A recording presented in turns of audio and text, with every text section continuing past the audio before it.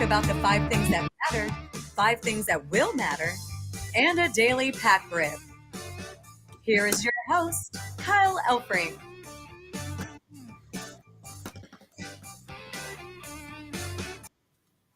Welcome in. It's good to have you with us on a Tuesday morning. Yes, indeed, this is the 5-pack. It is the place to be if you are looking for one thing and one thing only. What matters? Not only what matters right at this very moment, but also what will matter tonight in the sports world. We do it every day starting at 12 Eastern right here on the Better Sports Network. We, in addition to breaking down all those things that matter, we also rip it up in a pack. And today we are staying in the early 90s. We love the early 90s, by the way. All things grunge here on the 5-pack. 1990 Donruss baseball is headed your way. And as we have noted before, we can win instantly. Over 1 million prizes. I have no idea what the prizes are. But hey, we could maybe win. Could be our day right here on the 5-pack. We will find out a bit later in the show. I can tell you that although it's getting late in the morning, it's 11 o'clock where I'm at. I guess if you're out west, it's 9 a.m. If you're out west, you can still take advantage of what we are celebrating today. Actually, no matter where you are, you can still take advantage. Today, just to remind everybody, National Mimosa Day. So get on out there and get yourself a champagne flute. Get some crappy champagne and some pulpless orange juice, mix them together, and have a mimosa. I did not know this until this morning, but it's believed that the mimosa gets its name from a native flower in Australia that is yellow. So there you go. That's what I hear. Don't know if that's a fact, but ask your kids. They'll probably know.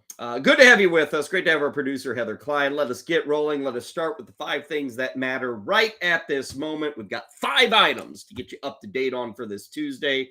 And we start in Baltimore, Maryland. Why are we starting in Baltimore, where we had some good baseball action taking place last night between the Angels and the Orioles? And I will say this. If you've ever been to Camden Yards, you might have been walking around from time to time, and you'll see a statue of Babe Ruth. And some of you may scratch your head and say, why is Babe Ruth here? Baltimore? He's a Yankee. He's a Red Sox. Why is Babe Ruth is there?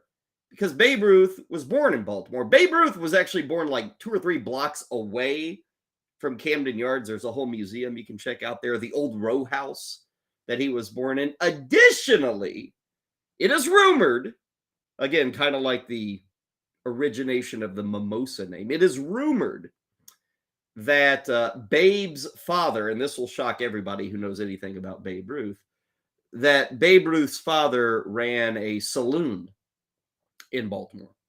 The saloon was on the first floor of the building. Supposedly, Babe and his fellow Ruthians lived on the second floor. So, shocker of shocker, Babe Ruth, who knew how to party just a bit, Babe Ruth grew up above a saloon, at least for a portion of his life. Now, here's where it gets interesting, because, hey, a lot of people do that, right? Everybody does that, grows up above a bar. That saloon was said to be located in current-day center field of Camden Yards. So, when you go to Baltimore, when you go to Camden Yards, there's a lot of Ruth history there. You got the statue, you got the birthplace, you got the center field yard where the saloon used to be, where the Ruths ran a bar. There's a lot of connections to Babe Ruth. I bring all of this up because last night in Baltimore at Camden Yards, we saw the modern-day Babe Ruth do it again. And Shohei with a drive, right center field. That ball is long gone, off the top of the fence, protecting Utah Street from a Shohei Ohtani rocket. It's a 3-run homer, and the Angels have the lead again. It is 7-4. You think about Shohei Ohtani. Hits that ball 114.6 miles per hour exit velocity, going 456 feet, and he's on the mound today.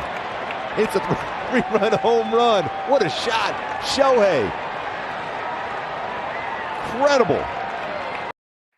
Bally Sports with the highlight there. It is incredible. Like literally every single time Shohei Ohtani plays baseball, he's like involved in the 5-pack, right? I feel like he is. And he deserves to be. Here's the latest accolade. Last night, Shohei Ohtani became the first starting pitcher in the history of baseball since 1964, almost 60 years ago. First starting pitcher since 1964 to reach base 5 times in a game. 4 for 5, 3 runs, 3 ribbies. He was a double shy of the cycle. You might remember earlier in the year, he finished a home run shy of the cycle. So he's getting there. He's getting closer. And I assume that when he does get the cycle, he'll probably do it as a pitcher. And he'll be the first pitcher to like ever hit for the cycle. I would assume that's the case. Now, speaking of the pitching, he got the win last night. He's now 5-1. Angels take care of business against the Orioles. It is worth noting he has not been quite as dominant a pitcher. He's been really good. Like, he's got 71 strikeouts. He's tops in the American League in strikeouts. But he gave up 3 more home runs last night. 8 home runs allowed this year. All of last season, he only gave up 14. Here's the other thing. I was kind of looking at his baseball reference page today. And Shohei Ohtani has the most wild pitches in all of baseball this year. He has also hit the most batters in baseball this year. 8 wild pitches, 7 hit batters. Those are the worst marks in all of baseball. Kind of fascinating. ERA in his last 4 games is over 6. Now, I'm not trying to tell you, oh, he's not as good as you. No, he is. But both those numbers kind of caught me off guard, the wild pitches and the hit batters. If you're wondering about odds, because this is always a fun game to play with Shohei. And I will say, we're sitting here in middle of May, and people may wonder, well, what matters in baseball in June and July and August? I'll tell you one thing that really matters in baseball. It's like playing the odds games, especially with futures. Because you can every day place a bet on MVP, on Cy Young, on the winner of the AL Central, the AL, whatever you want on these futures bets. Right now, at this very moment, Cy Young Award, Shohei Ohtani is number 2 in the AL. We've got Garrett Cole at plus 380. We got Shohei Ohtani at plus 450. McClanahan out of Tampa, who still hasn't lost this year, he is plus 500. Now, on the other side, MVP in the American League, Shohei Ohtani is a heavy favorite right now. He is even money to win the AL MVP, plus 100. Up next is Mike Trout, who is plus 900. So that's a huge gap. Vlad Guerrero is the third choice at plus 1,200. So there is I shouldn't say there is not great money to be made in Shohei Ohtani as league MVP. There's still some good money to be made in Shohei Ohtani as Cy Young winner. And as we get deeper into the season, if he keeps this up, we will probably see odds emerge wherever you're at, DraftKings, FanDuel, MGM, all bases. We will see odds emerge where you can double dip. You can parlay Ohtani for AL MVP, AL Cy Young. It's possible. It's possible. Of course, there are other players in the American League that may stop Shohei Ohtani from reaching that point. Let's move to our second item on things that matter today. It's one of those other guys who could keep Shohei Ohtani from the American League MVP. After all, last season, he kept Shohei Ohtani from the AL MVP. Let's go to Toronto, Canada. Aaron Judge in the box. Yankees taking on the Blue Jays. And it was a Judgian night north of the border.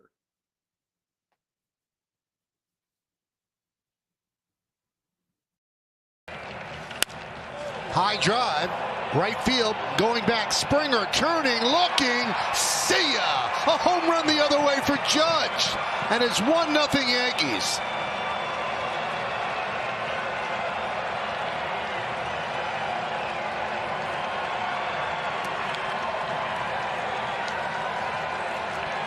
Well, that's the Deep drive, center field, there it goes, see ya! A monster shot over the batter's eye. A solo home run for Judge, and the Yankees lead 7-0.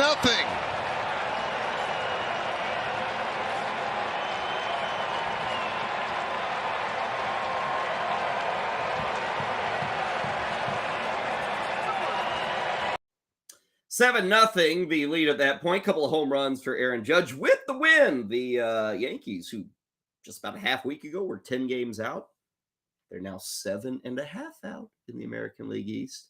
They hold on for a 7-4 victory against the Blue Jays, but I will be honest with you.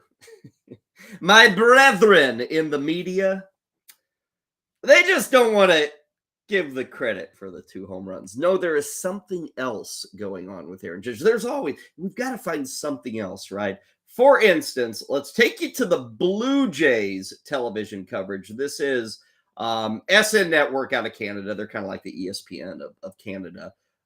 Here they are. I think it's Dan Schulman, Buck Martinez, who spotted something a little bit out of the ordinary last night before that second home run by Aaron Judge. Take a look.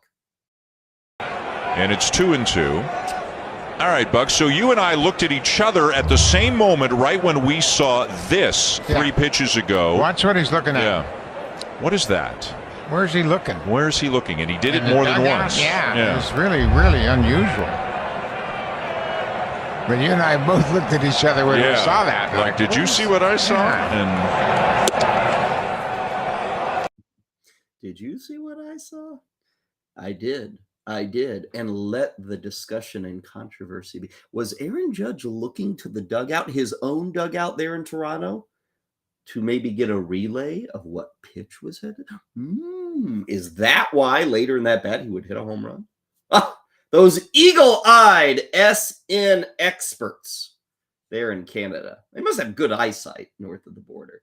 Well, of course, after the game, Aaron Judge was asked about what the television crew showed. The Blue Jays broadcast appeared to catch you looking at, it was unclear where, but maybe at the first base coach or the catcher for location. Was there anything going on there as far as where you were looking during that time? For when? Right before you hit your second home run in the game. Was that the 8th inning? Yeah, it was kind of a lot of chirping from our dugout, which I really didn't like in the situation where it's a 6-0 game, and I know Booney got tossed. Like, I was trying to save Booney by calling timeout. Like, hey, hold up here. Like, let me work here. So I was kind of trying to see who was chirping in the dugout. So it's 6-0. Like, Booney got tossed. Let's go to work now. Decent excuse. Manager for the Blue Jays, John Schneider, was asked, hey, did you notice Judge? And he said, yeah, it's unusual. We're going to have to pay attention to that. Here's what I'll say. It was one moment in time. The excuse is not all that bad. The feigning of the ignorance there is a little interesting from Judge. I would beg SN Network of this. Give me some footage of other Yankee hitters doing the same thing. Do you think they would only do this for Aaron Judge? You know, surely they would do it for Oswald Peraza or DJ LeMahieu, Harrison Bader. Do we have those guys looking in the dark? I don't know. For now, this is a mountain out of a molehill to me. Okay, I don't think Aaron Judge is. And I will add. Let me say this. Let's say the pitcher is tipping his pitches. And let's say the dugout is relaying the pitch that's coming to Aaron Judge. There's nothing illegal about that. Nothing. Remember, it's only if you're using electronics or something outside of the game or banging trash cans. But you can relay anything you want. From second base, from first base, from right field, from the dugout. If you see something, they could even sit there and go, hey, Aaron, fastball's coming. Fastball. That's legal. Now, you're going to get the hell beamed out of you if you do that, but it's legal. As long as you're not, if you're just using what's between your ears to figure out what's going on, to see the tip, you're fine. So that's why I would say, even if he were guilty, he's not guilty of anything. Totally legal. It's been going on for over 100 years in baseball. It's only when you employ other devices to relay information or to steal information, that such a thing would be illegal. But if somebody's just saying, hey, every time this guy flares his glove open, he's throwing a curveball, that's totally legal. Totally legal. Anyway, Aaron Judge, by the way, is pretty hot. You know, we talked about him earlier on the 5-pack last couple of weeks. He got that injury. He wasn't really hitting, by the way. Since his return on May 9th, he has returned to form. 7 games for Aaron Judge, 8 hits, 4 homers, 10 ribbies, 9 runs scored. OPS is almost 1,300. So I had wondered aloud, 5 weeks of Aaron Judge not looking good. Numbers weren't there, and then the injury. Well, in the last week, he has looked very good. Much more Judge-in. By the way, his MVP odds are plus 1,400. Tonight, Yankees and Blue Jays again. It's Domingo Germán taking on Kevin Gausman. 7:07 for that first pitch. Let's move to our third item that matters today. Let's go to the NHL, where last night we had a Game 7 in Dallas, a Game 7 that went the home team's way. Alexiak an intercept. Harley tries the opposite side. Dadonov sails one the length of the ice. No icing as Johnston's there. Johnston to the backhand. Score!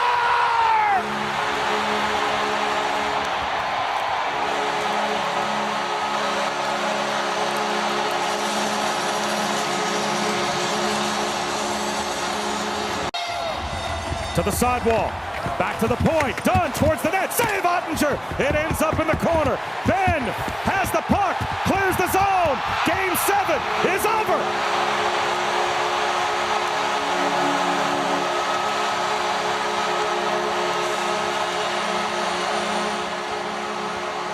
The Dallas Stars survive, and they move on to take on the Vegas Golden Knights. 2-1 final, and I apologize to everybody. If you caught yesterday's show, what did I tell you? Well, I referenced the fact that, the last 3 games had been blowouts. There hadn't been a 1-goal game since Game 1. Well, courtesy of ESPN, it was a 2-1 final. I also felt pretty good about the over last night. We didn't come close. Over for that game was 6. I did the math while I was watching the highlight. We only got to 3 on that over. So apologies, okay? I do want to say, we are going to have a Stanley Cup champ from the South, which is still weird to me. I mean, we're 30 years into this. I should be used to it. But we've got Dallas against Vegas. I don't know if those places have ever been considered oh, man, they know their hockey in Dallas and Vegas. And then we have Carolina and Florida. It's been, what are we up to, 30 seasons since we had a Canadian Stanley Cup champion? 30 seasons. These teams, let's see, the Knights have won it, right? Knights have won it. Carolina had, or no, the Knights didn't win it. They made it to the Stanley Cup final, have not won. Carolina's won. Florida's won. Dallas has won, right? The Brett Hull days. Yeah, so all these Southern teams are winning cups in Toronto, Edmonton, Winnipeg, Vancouver, Montreal, Ottawa. Where are you guys at? It's going south again. It's a new day in the NHL. Vegas and Dallas, early odds on the series. Vegas minus 140 and Dallas is plus 120. Game 1's going to be Friday night. Golden Knights do have home ice advantage. As for the Carolina-Florida series, that begins on Thursday. If you look at these 4 teams, here are the odds, courtesy of DraftKings, to win the Stanley Cup. Carolina plus 225, Vegas plus 260, Dallas plus 310, and Florida plus 330. That is very tight. I mean, you got 4 teams left alive, and they're all within, 105 on the money line, from plus 225 to 330. That's really tight. Absolutely no real favorite there. Honestly, I guess Carolina is the favorite, but not a strong favorite. Again, that series will start on Thursday, so a couple of days off from the excitement of the NHL postseason. Let us move to item number 4 of what matters today. Don't know if you saw this. This might anger some of you. Some of you will say, duh, that's where it's going. But did you catch the news that the NFL announced that coming up this year, wild card weekend, I think it's, what's the date here? January 13th. January 13th. We don't know who's playing in that wild card game, but we do know that the NFL will team up with Peacock. That is the streaming arm of NBC. The NFL will team up with Peacock, and it will be a Peacock-only stream. This is the NFL wild card game. It's only one of them, but it's the primetime game on January 13th. It's the end times. This has been the line that we just all kind of wondered, when will it be crossed?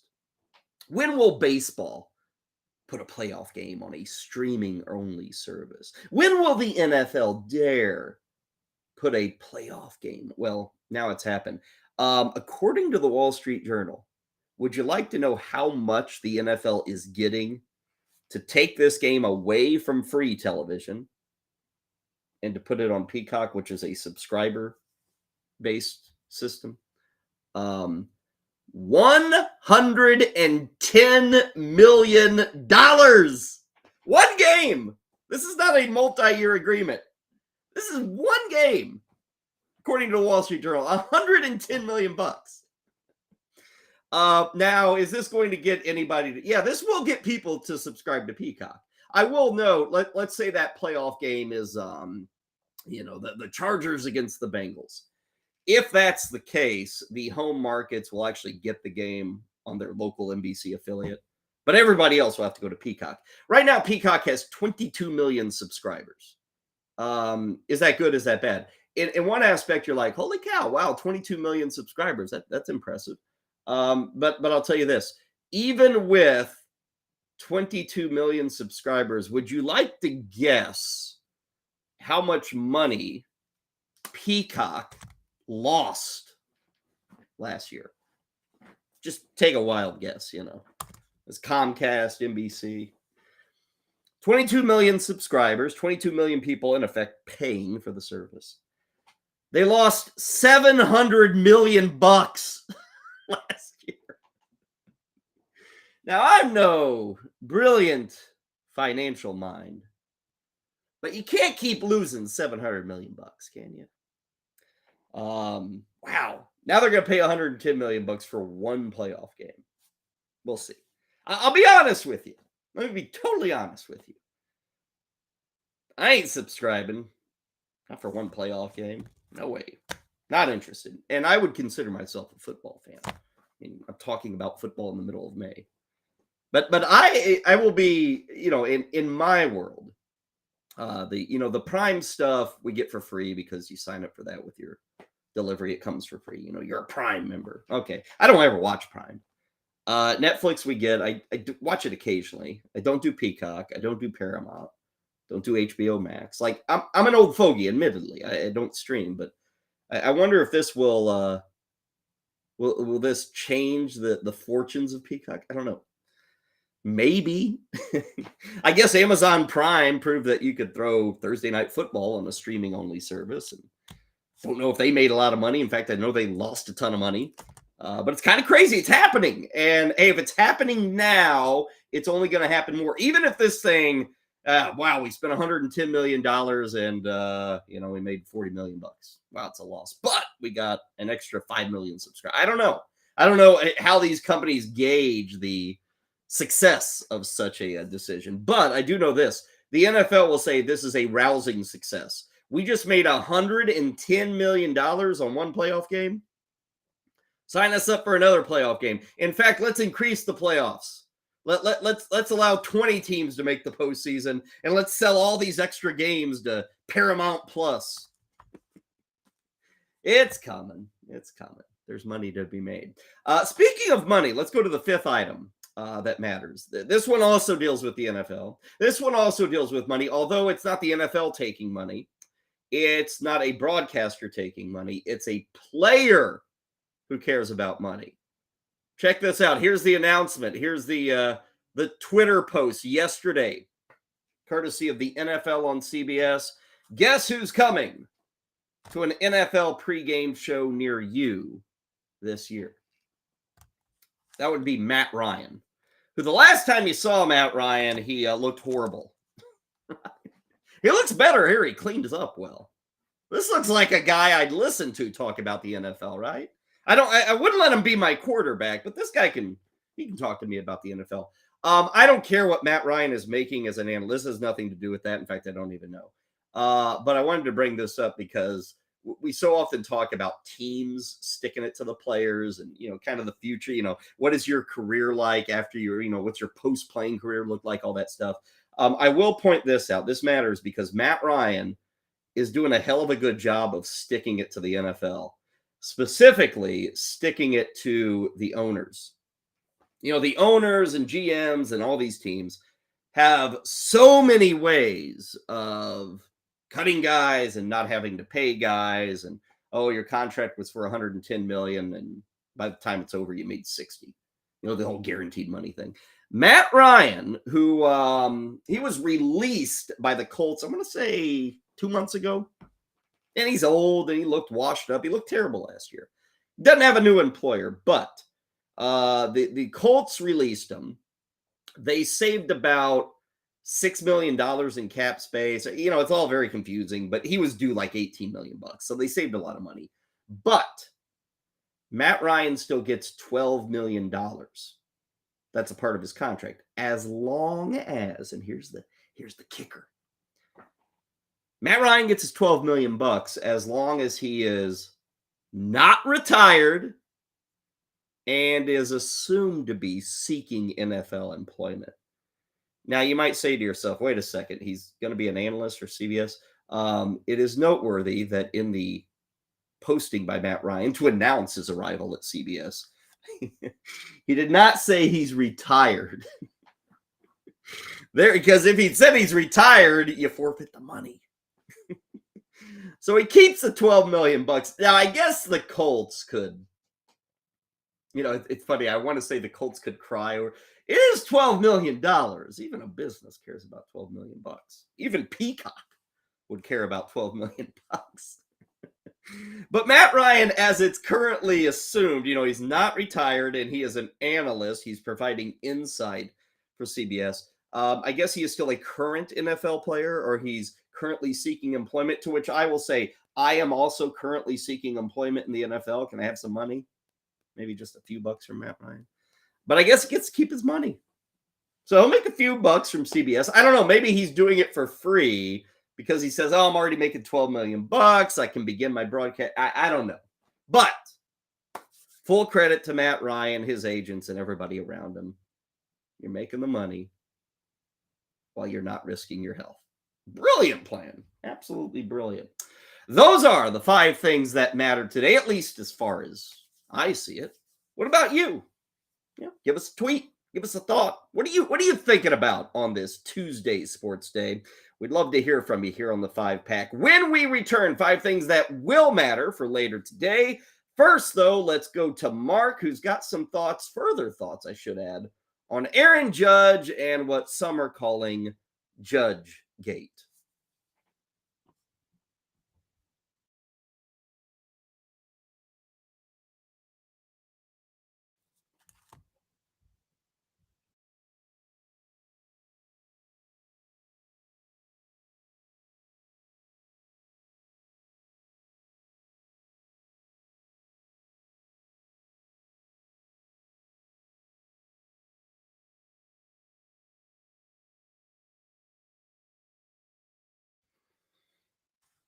Okay, we welcome you back. I guess we won't hear from Mark on Judge Gate. You got all the knowledge you needed from me, right? Right? You didn't need any more on that. Apologize. Technical difficulties here on the 5-Pack. The good news is that just gives more of me, right?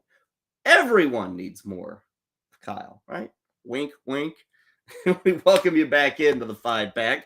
Coming up in about 10 to 15 minutes, we will be ripping open this 1990 Donruss baseball pack. What do we got here? 16 picture cards. These are picture cards. That's what they are. So we'll get to those coming up a bit later in the show. For the time being, let us hit with 5 things that will matter for this Tuesday. We give you the 5 things that matter right now. Now let's look into the future. Let us gaze into our crystal ball. And it's very easy to find the top item today. Not even a challenge to find the top item. Coming up later tonight, 8 o'clock Eastern, you can tune in to ESPN and you can watch a bunch of ping pong balls bounce around. Now, we did this, was it last week and a half ago with the NHL? You know, everybody's trying to get Connor Bedard. Eventually, the Blackhawks got him. Now, that was considered a huge win for the Blackhawks. It's going to change the franchise fortunes. I don't think that even compares to what we've got tonight in the NBA. Tonight, everybody in the NBA is going for one thing and one thing only. It is a 19-year-old from France. Let me say that again. The NBA is salivating and losing their minds over a 19-year-old from France. No, the NBA is not a soccer league now. It's truly a basketball league. The name of the man, and they've been waiting like 2-3 years for this kid. 19 years old, 7'2", Victor Wembanyama. You may be confused by but Wembanyama. Look at that lanky dude, 19 years old. I don't know, what do they call it? The French Royale? Is that what a quarter pounder is over in France? Or the Royale with cheese. That's the line from Pulp Fiction. The Royale with cheese. Can somebody get Victor Wembanyama a Royale with cheese? We got to get some weight on this kid. NBA teams don't care about the weight. What they care about is everybody says, hey, this is a 7'2" version of LeBron James. That's what people think, 7'2". Now, I look at this and I say, okay, we need to get somebody who can pack some weight on. NBA people look at it and say, wow, this guy's going to be a stud. So tonight's the lottery. Now, I think we have the odds for tonight. If we can flash those up. The way the draft lottery works is, if you're the worst team, you got good odds. Now, you don't have the best odds. It's actually the 3 worst teams in the NBA all have the same odds for getting Victor Wembanyama. Now, who are those 3 teams? Houston, Detroit, and San Antonio. Now, San Antonio's had some good luck with the lottery. You might recall David Robinson in the early 90s. You might recall, 97, Tim Duncan? San Antonio won both those lotteries, and they parlayed it into about 15 years of awesome basketball. So they've got Lady Luck on their side. So those are your top 3 teams, but there are legitimately, 10, 11, 12 teams that could win the Wembanyama lottery. And he is seen as a game changer. I mentioned the Duncan and Robinson years. This is kind of reminiscent of LeBron in 2003.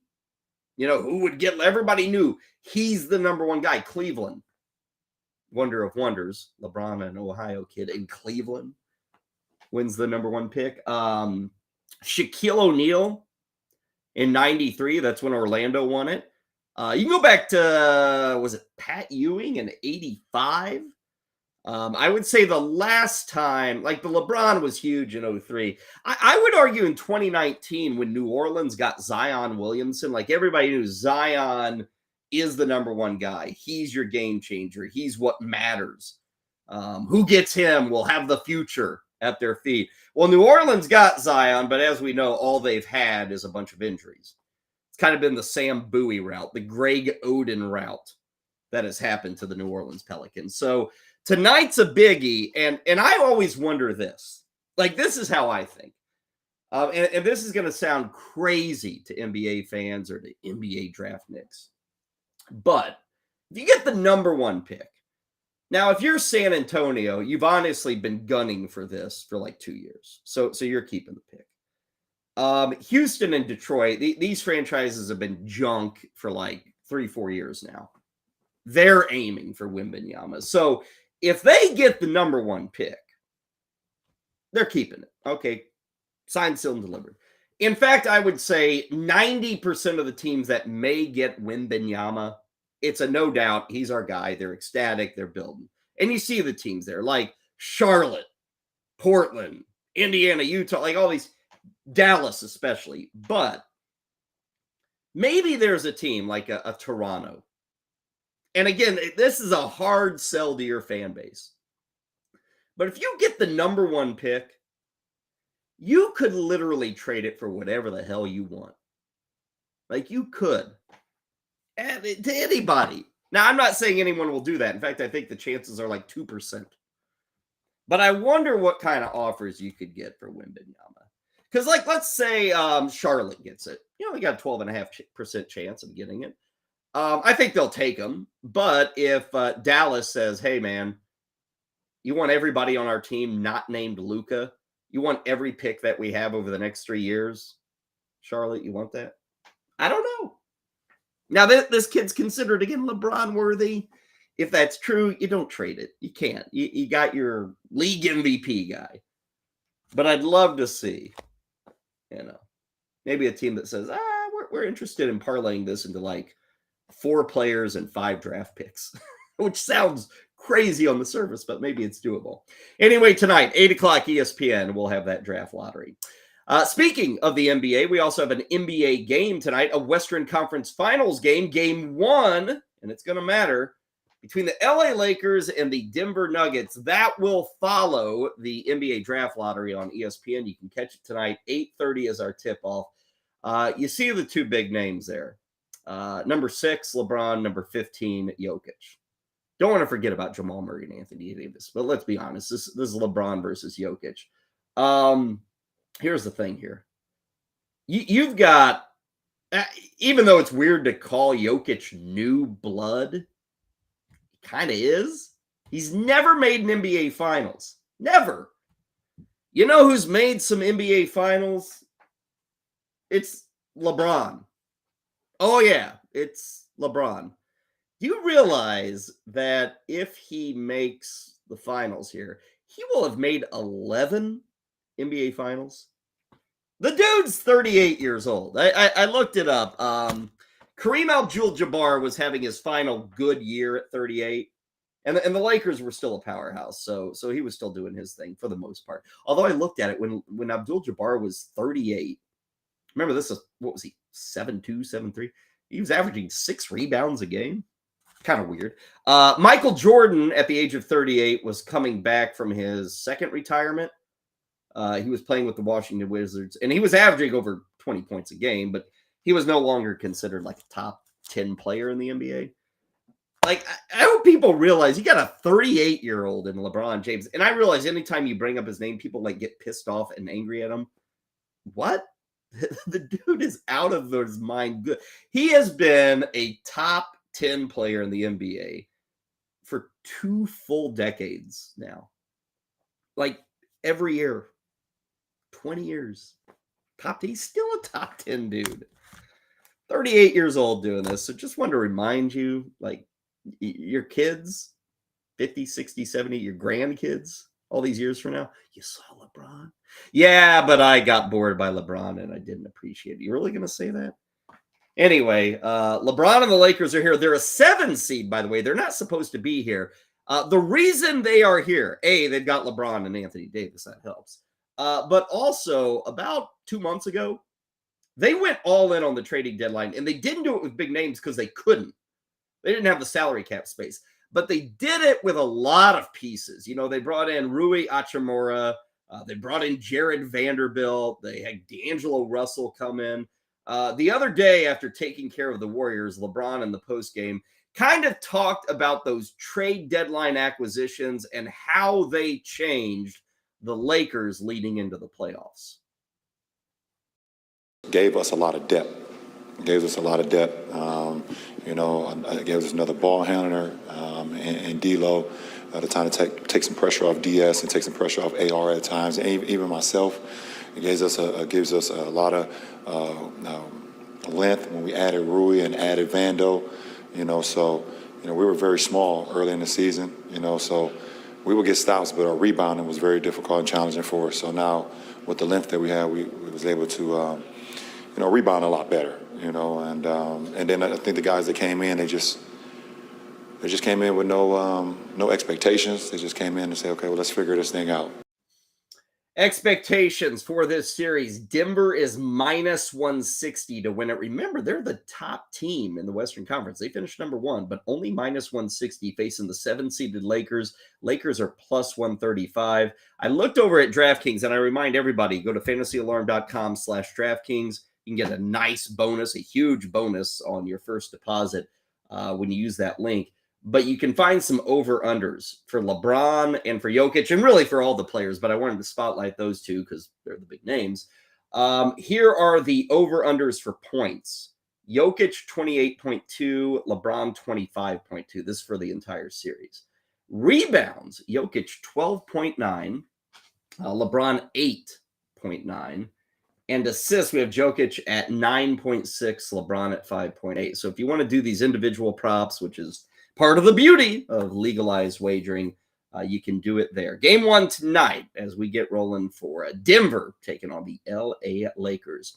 Let's move to our third item that will matter, and it's right here in my backyard. It's St. Louis, where the Cardinals are up against the Milwaukee Brewers tonight, and they're trying to keep the good times going. Now, you might be scratching your head. Wait a second, Kyle. A week ago, you were telling me the Cardinals are like the worst team in the National League. Well, I will say that they still are. Like, the Cardinals still have the worst record in the National League. They still have the worst record in the NL, despite the fact that they have won 7 of their last 8, and despite the fact that last night they beat up on the first place Brewers. The final score last night was 18-1. Okay, they're still a bad team, okay? They're still a bad team. But they won 18-1 against the Brewers. Cardinals, as currently constituted, if you look at the standings, a 7-1 run. They are 6.5 games back of the Brewers. Tonight, we got Wade Miley taking on Jordan Montgomery, 7:45 the first pitch. If you are a subscriber, by the way, to our Better Sports newsletter, we've got an edge there on this game. Got an edge. I'm not going to tell you it. It's Jordan Montgomery. He's pitching tonight, going against Wade Miley. If you are a subscriber, and you can do this by going to bettersports.com, sign up for the newsletter. Each and every morning, we have a bet. We have a prop we like, a wager that we really like. It deals with this Cardinals-Brewers game. So get signed up for the newsletter. You can take advantage of it. And it's not always baseball. It's basketball. It's hockey. It's all things. But tonight, 7:45, St. Louis and Milwaukee. We'll see if the good times get rolling. Nolan Arenado, by the way, red hot. He had started very, very cold this season, but he had a home run last night. He's got a home run in 4 straight, 6-game hitting streak, 11 hits in those 6 games, 4 homers, 12 ribbies, killing it.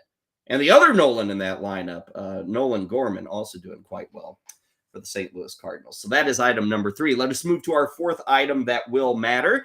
We'll go out west. We'll go out to Los Angeles, where tonight it could happen. What might happen? Well, we might see home run number 300 for Freddie Freeman. Freddie Freeman is currently stuck. I say stuck. It's been like 3 games. On 299 home runs. Now, I looked this up because 300, that's not a historic number. But here's what we've got. It took 706 games for Freddie Freeman to hit his first 100 home runs. It took him 528 more games for him to hit number 200. Tonight will be game 533 since 200 for him to hit number 300. So if you do all this pace projections, if he hits a home run every 530 games, and remember, he did that between 100 and 200. He's very close to that between 200 and 300. He would need about 7.5 more seasons of baseball at his current production to reach 500. Now, that would put Freddie Freeman at the age of 40. This is assuming, by the way, about 140 games played per season. Right now, Freddie Freeman is like a true horse when it comes to playing baseball. The dude's knocking out 150 every year. But I figured with natural aging and all that, we'd say 140 games per season. So at his current home run pace, he'd need about 7.5 years. He'd be 40. He would be in like year 21. It's tough to hit 500 home runs. But tonight, Freddie Freeman could hit number 300. Bailey Ober is pitching for the Twins. They had a really good game last night when extra innings Dodgers eventually won. But it's going to be Bailey Ober pitching against Clayton Kershaw tonight. We'll see if Freeman can get that 300th home run, 10-10 for the first pitch there. Finally, our fifth and final thing that matters today, Jim Fassel. You know who Jim Fassel is? Jim Fassel is a long-time special teams coach. He's currently with the Dallas Cowboys. Wanted to bring him up because yesterday he was talking about the Dallas Cowboys kicking job. Now, you might recall back in December, January, Brett Maher, remember all the struggles Brett Maher had as the place kicker of the Cowboys? It was a huge story at the end of the season, the playoffs. He couldn't hit a kick. It was a disaster. Well, Brett Maher is now on the loose. He's not back with the Cowboys. But Jim Fassel is giving everybody out there, you, me, all of us, everybody has a shot, I guess, to be the Dallas Cowboys place kicker, to replace Brett Maher. Here's the quote. He was asked about, okay, what are you going to do with the kickers? Quote, we have Tristan on the roster. I have no idea who that is. Anybody else on earth who is not on a team right now is under consideration. That's the money quote. Anybody else on earth is up for the job. So right now it's May 16th. Around July 16th, the Cowboys and the rest of the NFL will be opening up training camp. And this job, the kicker's job in Dallas, is up. So folks, 2 months. You heard it from the coach, Jim Fassel. Anybody on earth who doesn't have a job right now is up for consideration. In effect, it's open tryouts. It's kind of like when you'd walk around. I remember this in my day. You'd walk around the college campus, and this was a big school, Missouri. Big 8, Big 12, They'd have open tryouts for the kicker. They still do that. Other schools everywhere. Open tryouts for the kicker in Division I football. Pac-12, Big 12, SEC, ACC, Big East. Open tryouts. Well, now it's coming to the NFL. Jim Fassel, anybody on earth is up for consideration.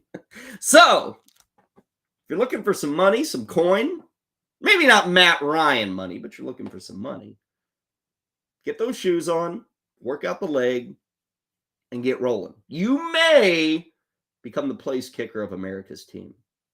Those are the 5 things that will matter for today. Could change your life. It's not only just going to matter today, could change your life if you're the kicker for the Cowboys. When we return, what are we doing? We're opening up a pack. 1990 Donruss Baseball. That's next on the Better Sports Network. Hey, it's Rick Hamlet for Better Sports Network. What are my series correct scores for the East and West Finals? I've got the Lakers in 6 over the Nuggets, plus 390. LeBron and Davis are the better duo than Jokic and Murray. The Lakers have the best defense remaining in the playoffs. The Lakers are 6-0 at home in these playoffs, allowing 98 points per game. I trust Reeves and Russell more than Gordon and Porter. I trust the Laker others more than the Denver others. And this is going to be a tough matchup for Jokic. He's going to have to guard someone in this series. And I think the Lakers are going to expose his lack of defense. In the East, I've got Boston in 7 over Miami, plus 360. Butler knows how to beat these guys, Tatum and Brown. Did it in the bubble, lost in 7 in the East Finals last year. The Heat are going to compete like the dogs that they are and make this a long series. But in the end, Tatum and Brown are the best duo in this series, and they have the best 8-man rotation left, and they will prevail. Be sure to check out the comments below for a special offer from our friends at Fantasy Alarm.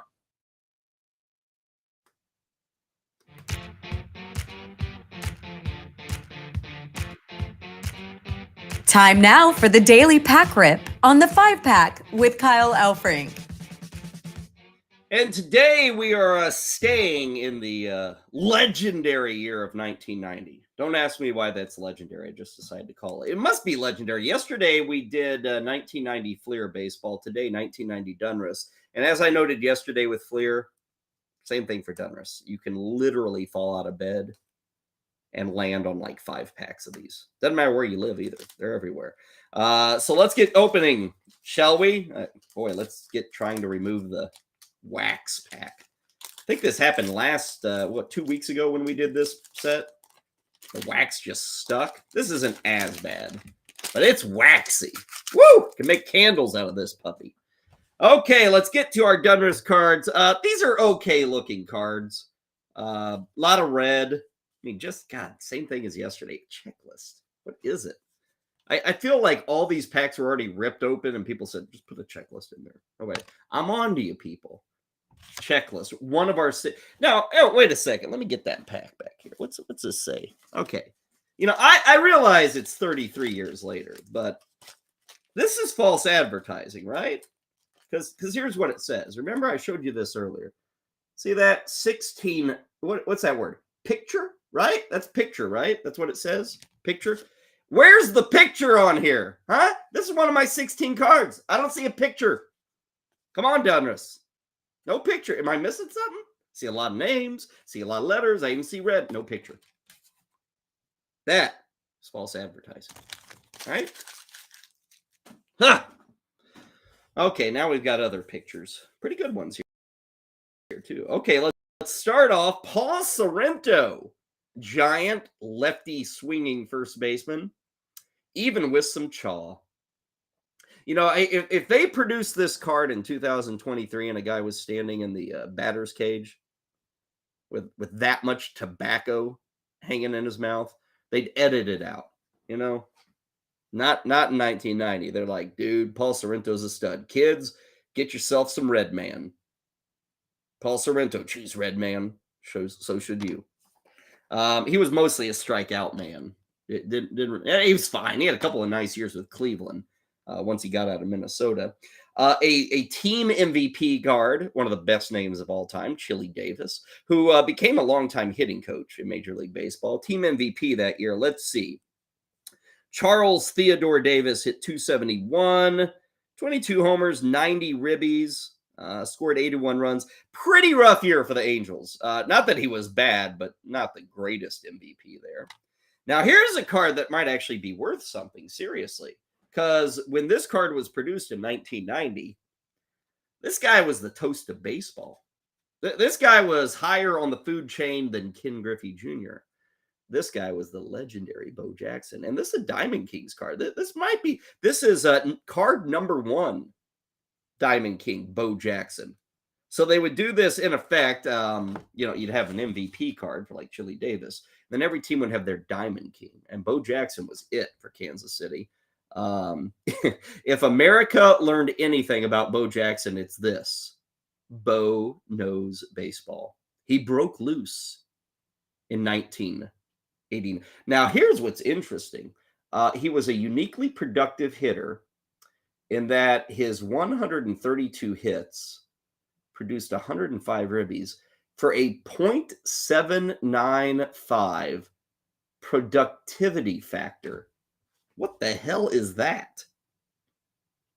A .795 productivity factor. I guess that means the 105 divided by 132 was .795, meaning 80% of his hits produced RBIs. I don't know if I've ever heard about a productivity factor. I'm going to have to look that up. I know a lot about baseball stats, but I don't know that. I will note this is not going to be a PSA 10 for all of you scoring at home. Look how much wider one side of the card is, that border is, than the other. So this is not a PSA 10. At least I won't have to send it in for grading. Tony Armas, who was not the Angels MVP, that was Chili Davis. Tony Armas had to be on the back end of his career by this point. He was an all-star in 81-84. This is, again, recapping the 89 season. So he was kind of on his last legs. We got this very same card, I think, the last time we opened up this 1990 Donruss pack. Storm Davis of the Oakland A's. Great. Well, let's see. We've gotten a Chili and a Storm. Where are we going to go next? My goodness. Maybe we'll get a Bip for Bip Roberts. Maybe. Terry Kennedy, catcher. Here he is with the Giants. I remember Terry Kennedy as a catcher with the Padres, also with the Cardinals early in his career. Decent catcher. Mike Felder. We've had this card too. Mike Felder.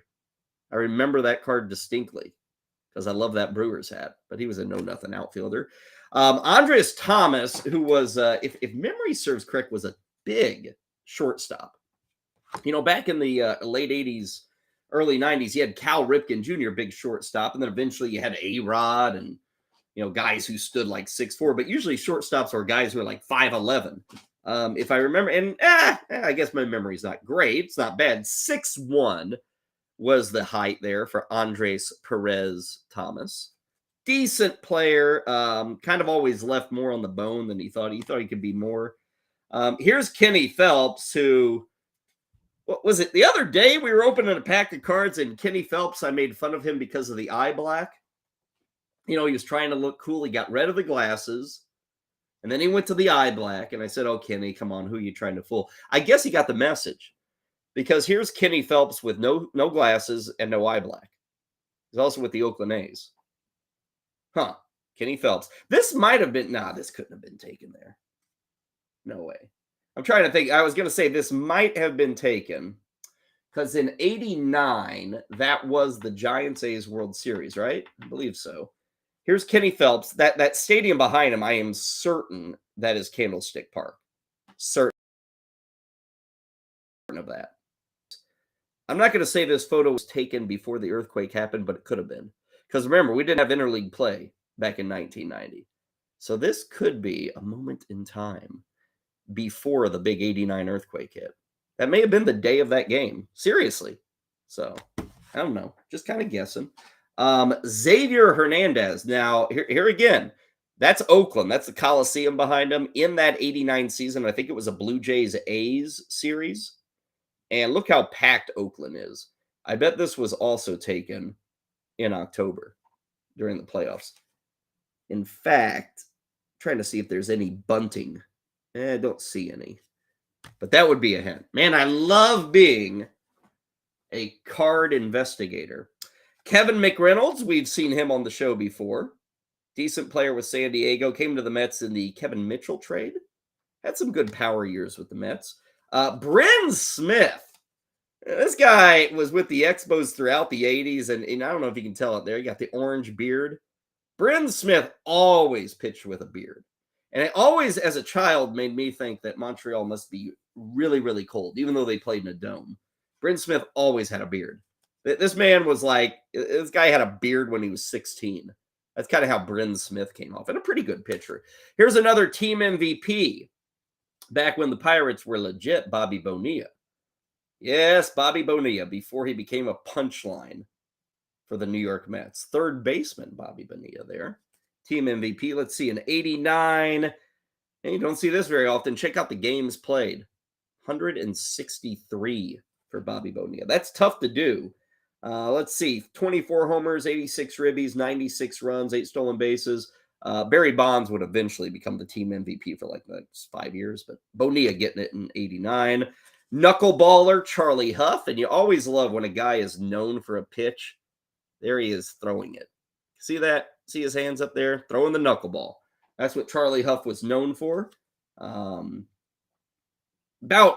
90% of his pitches were probably knuckleballers, so we shouldn't give the Donruss photographers too much credit.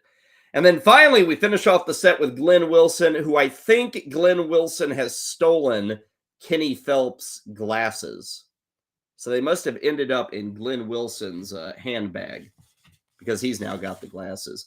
Pretty decent set. I like it. We've got team MVPs, Bobby Bonilla and Chili Davis. We got this very nice Bo Jackson Diamond Kings. And then I'm going to go on record. I'm going to say it. We got a photo of Kenny Phelps at Candlestick Park the day of the earthquake. I feel good about that prediction. That is our pack rip for today. That is the 5-pack for the day. Tomorrow we're back again, 12 Eastern, right here on the Better Sports Network.